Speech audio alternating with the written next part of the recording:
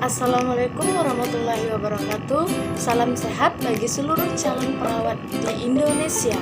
Pada kesempatan kali ini kita akan membahas mengenai konsep dasar cairan dan elektrolit tubuh. Sebelumnya, kenalkan saya Aminah, mahasiswi tingkat 1 Distikes Pelasakti Pariaman.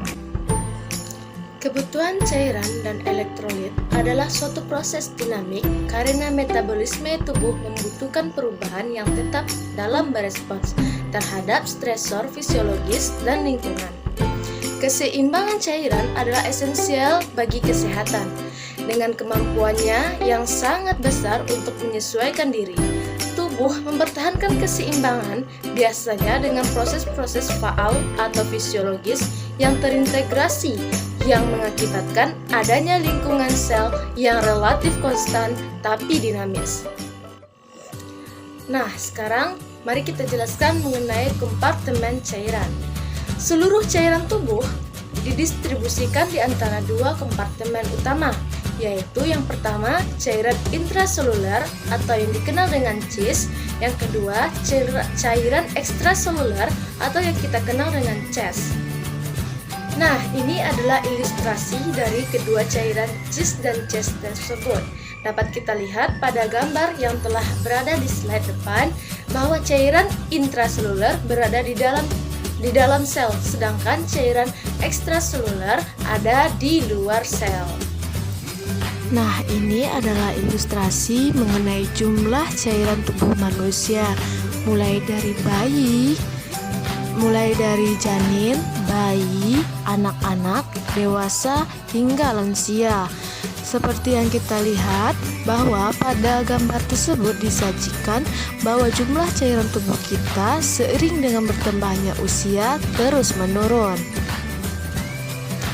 Cairan intraseluler atau CIS adalah cairan yang terkandung di dalam sel.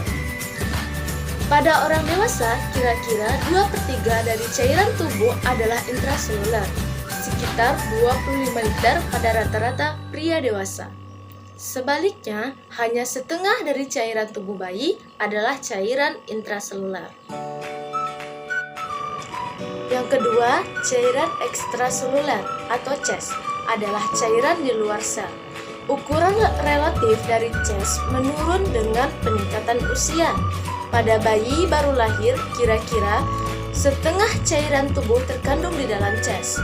Setelah 1 tahun, volume relatif dari CES menurun hingga 1/3 cairan total. Ini hampir sebanding dengan 15 liter dalam rata-rata pria dewasa dengan berat badan sekitar 70 kg. Nah, jika dikaji lebih dalam lagi, cairan ekstraseluler ini juga dibagi menjadi dua bagian, yaitu cairan interstisial atau CIT dan cairan intravaskular atau CIF. Nah, kita jelaskan satu persatu dulu. Yang pertama, cairan interstisial atau CIT adalah cairan di sekitar sel, sama dengan kira-kira 8 liter pada orang dewasa. Cairan limfe termasuk dalam volume interstisial. Relatif terhadap ukuran tubuh, volume CIT kira-kira sebesar 2 kali lebih besar pada bayi baru lahir dibandingkan orang dewasa. Yang kedua, yaitu cairan intravaskular atau CIF, adalah cairan yang terkandung di dalam pembuluh darah. Volume relatif dari cairan intravaskular sama pada orang dewasa dan anak-anak. Pada rata-rata volume darah, orang dewasa kira-kira 5-6 liter, sekitar 8% dari berat badan. 3 liter, sekitar 60% dari jumlah tersebut adalah plasma. Sisanya 2-3 liter atau 40% terdiri dari sel darah merah. Sumber daya manusia atau eritrosit yang mentransfer oksigen dan bekerja sebagai buffer tubuh yang penting, sel darah putih, SDP atau leukosit, dan trombosit. Nah, kalau tadi ada yang namanya cairan intraseluler dan ekstraseluler, sekarang kita bahas mengenai cairan transversal atau CTS. Adalah cairan yang terkandung di dalam rongga khusus dari tubuh. Contoh cairan transversal meliputi cairan cerebrospinal, perikardial, pleural, sinovial, dan cairan intraokular serta sekresi lambung. Pada waktu tertentu, CTS mendekati jumlah 1 liter. Fungsi cairan tubuh. 1. Sarana untuk mengangkut zat-zat makanan ke sel. 2. Mengeluarkan buangan-buangan sel. 3. Membantu dalam metabolisme sel. 4. Sebagai pelarut untuk elektrolit dan non-elektrolit. 5. Membantu memelihara suhu tubuh. 6. Membantu pencernaan. 7. Mempermudah eliminasi. 8. Mengangkut zat-zat seperti hormon dan enzim. Jika tadi kita sudah menjelaskan cairan tubuh, sekarang kita masuk pada elektrolit tubuh.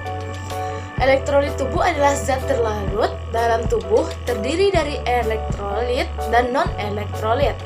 Elektrolit sendiri merupakan unsur atau senyawa yang jika berada dalam larutan menghasilkan partikel-partikel yang bermuatan listrik atau ion. Sedangkan non-elektrolit adalah zat terlarut yang tidak bermuatan listrik. Contohnya seperti protein, urea, glukosa, O2, CO2, dan lain-lain. Elektrolit yang bermuatan positif disebut kation yang terdiri dari Na, K, Ca, dan magnesium. Yang bermuatan negatif disebut dengan anion yang terdiri dari klorida, HCO3, HPO4, dan SO4.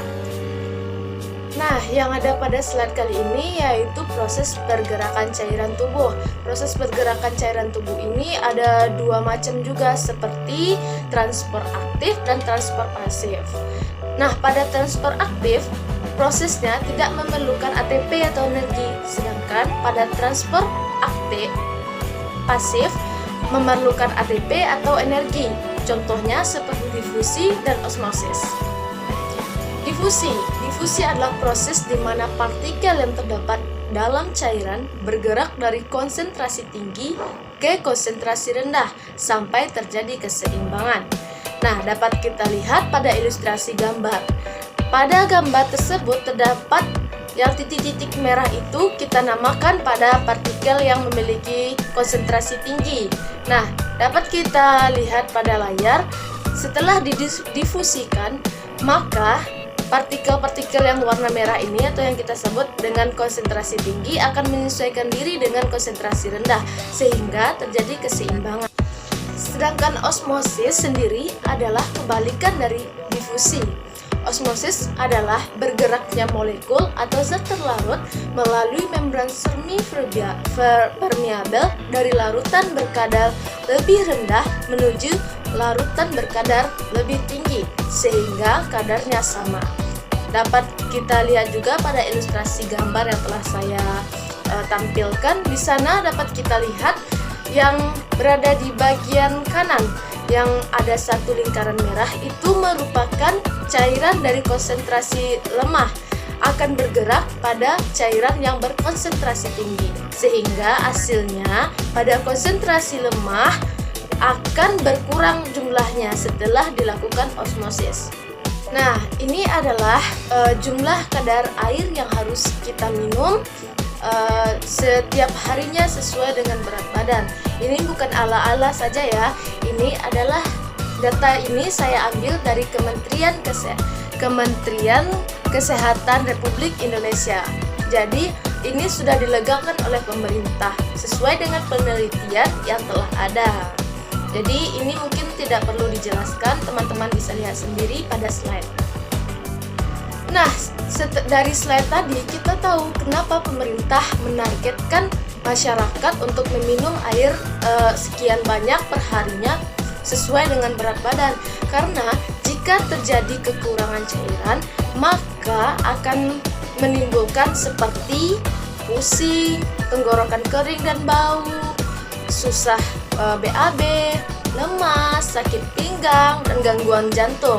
Nah, untuk menghindari hal-hal tersebut, pemerintah sudah menargetkan minum air sesuai kebutuhan kita sehari-hari. Gangguan pemenuhan kebutuhan cairan. defisit cairan atau kekurangan cairan. Yang pertama yang akan kita bahas dahulu yaitu dehidrasi. Tanda-tanda dari dehidrasi ini yaitu haus dan menurunnya jumlah urin. Biasanya penanganan untuk dehidrasi sendiri adalah dengan pemberian larutan elektrolit hipotonik. Yang kedua yaitu hipovolemia, ditandai dengan sakit kepala, mual, dan pingsan. Biasanya penanganan pada kasus ini adalah pemberian SCV. Nah, kalau tadi ada yang namanya kekurangan cairan, sekarang ada juga yang namanya dengan hipervolume atau kelebihan cairan. Keadaan hipervolume dapat menyebabkan pitting edema, merupakan edema yang berada pada darah perifer atau akan mencekung setelah ditekan pada daerah yang bengkak.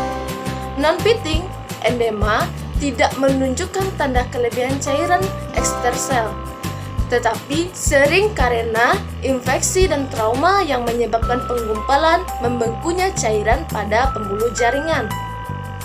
Selanjutnya, rumus mencari tetes infus. Rumus mencari tetes infus seperti yang terlihat pada slide, jumlah cairan yang dibutuhkan kali faktor tetes per waktu dalam jam kali 60. Yang kedua, rumus mencari lama tetesan dalam jam, yaitu jumlah cairan yang dibutuhkan kali faktor tetes per tetesan yang ditentukan per jam kali 60. Rumus mencari volume yaitu jam kali tetesan yang dibutuhkan kali 60 menit per faktor tetes. Sebelumnya faktor tetes ini sudah ditentukan, seperti kalau faktor tetes makro yaitu 20 tetes per menit, sedangkan pada faktor tetes mikro terdapat 60 tetes per menit. Nah, itulah tadi pembahasan kita mengenai konsep dasar cairan dan elektrolit tubuh. Dari materi-materi tadi, semoga bermanfaat dan mohon maaf apabila ada salah kata.